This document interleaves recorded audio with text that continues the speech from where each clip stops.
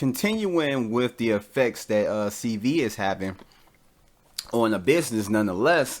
So WWE has released a lot of talent, both on screen and behind the scenes. And this is shortly after being deemed an essential business.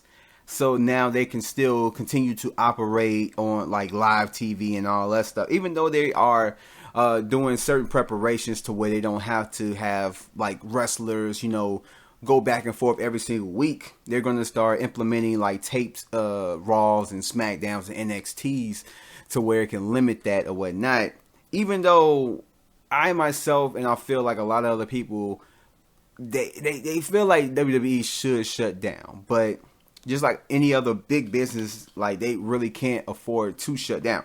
But on the heels of that, they released a lot of talent. Certain talent that I'm like, yeah, they should have released, but then certain ones I'm like, maybe they should have kept, whatever. But I mean, they probably just, had their reasons for certain like people, whatever. Even though they spent a lot of money within the past few years of acquiring a whole bunch of talent that they're not even using, that literally are either just sitting in the back or just sitting at home and getting paid for just doing nothing. But in any case, so the list goes as follows, and I probably might have missed certain names, but these are the names that I had written down. Kurt Hawkins, Kurt Angle, Eric Rowan, Drake Maverick, which made a video tweet talking about the firing, and it was just him in front of the camera just showing like just really emotional how he felt about the whole situation, and that WWE is still allowing him to compete in the Cruiserweight tournament. But after the, I believe, 3 matches that he is going to be a part of, he's done with the company. And Gallows and Anderson, which I'm like, really? Gallows and Anderson? But okay. Zack Ryder, Heath Slater, EC3, Leo Rush, Rusev, Eric Young, Sarah Logan, No Way Jose, Mike and Maria Kanellis, Aiden English, Primo, and Epico. And as well as, and like I'm gonna get to like just my thoughts on it, but as well as other producers, which is Lance Storm, Fit Finley, Sarah Stock, Mike Rotunda, Shane Helms, and a few other people, whatever. And this is just crazy. Like, I feel like Gallows and Anderson, even though they weren't utilized like how I myself and a lot of other wrestling fans feel like they should have been utilized, I don't think that those two shouldn't have been like any person that should have got released from WWE with all this stuff. Certain ones I could see: Kurt Hawkins, Zack Ryder, Heath Slater, Leo Rush, Eric Young, No Way Jose, Mike and Maria Kanellis, Aiden English, Primo Epico. I could see those names because, those are like just people that even if you watch WWE on a regular basis, you probably even forgot about certain people. I forgot all about Mike and Maria Kanellis. I forgot all about them. Sarah Logan wasn't really too liked, and she wasn't really a big player anyway. So, and I'm not saying this and saying like it sucks that people are losing their jobs.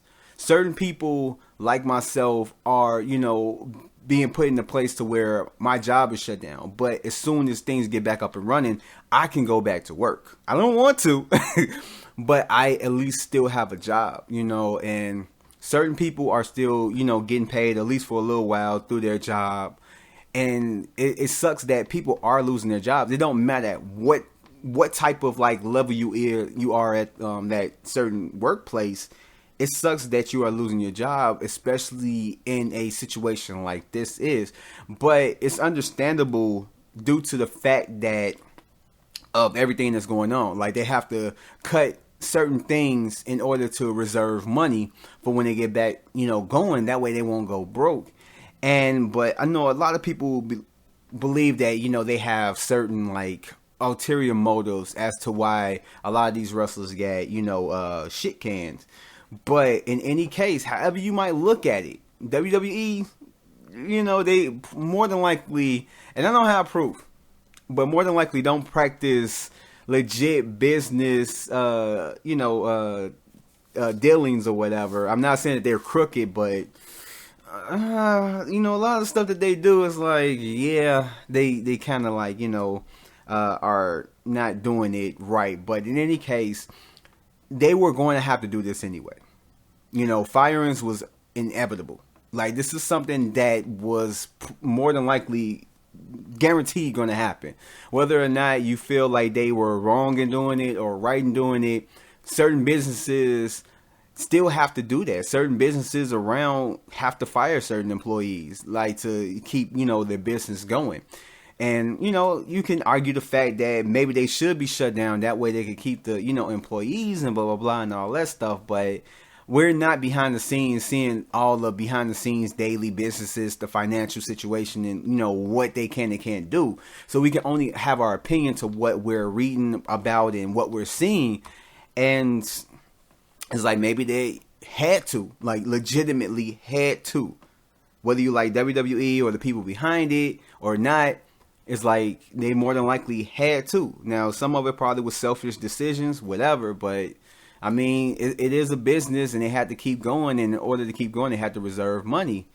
And that's what a lot of like big businesses are doing. They have to cut their losses, stop paying people, and those people have to get unemployment until, that business is back up and running. So, I mean, it's just crazy just to see that they're doing this. I mean, and WWE isn't, Vince McMahon isn't just coming off of this, crazy looking squeaky clean, because it's like, and I'm going to touch on this real briefly because I'm going to jump into the other subjects, but it's like his XFL thing is not working again. I don't even know if he's going to be able to bring it back up, but, he went at it before and it failed miserably, and it looked like he had a good head on his shoulders trying to start it up and, trying to like do it right. And then all of a sudden this hit, and now he was forced to stop all operations and even fire people. So, I mean, he's not coming out, squeaky clean, but I mean, he's not jobless, So, I mean, think of how you want to think on it or whatnot, but I feel like it was inevitable that this stuff was going to happen, that it was going to have to happen.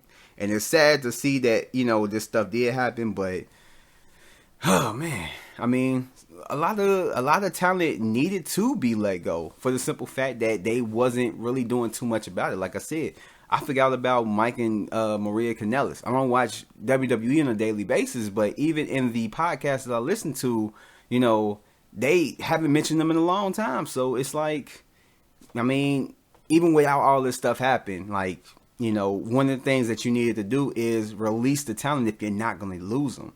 Because you were only literally getting all this talent because you didn't want them going to AEW or any other place and making money. You wanted to control all the aspects. So one of the ways to do it is to get all the talent. That way they don't have anywhere else to go. So, I mean, it's whatever. I'm not going to blame you if you have other, thoughts about it and there's mainly negative thoughts. I'm not going to blame you. I'm not going to go against you, but hey, I mean, it is what it is. It's sad to see, but hey.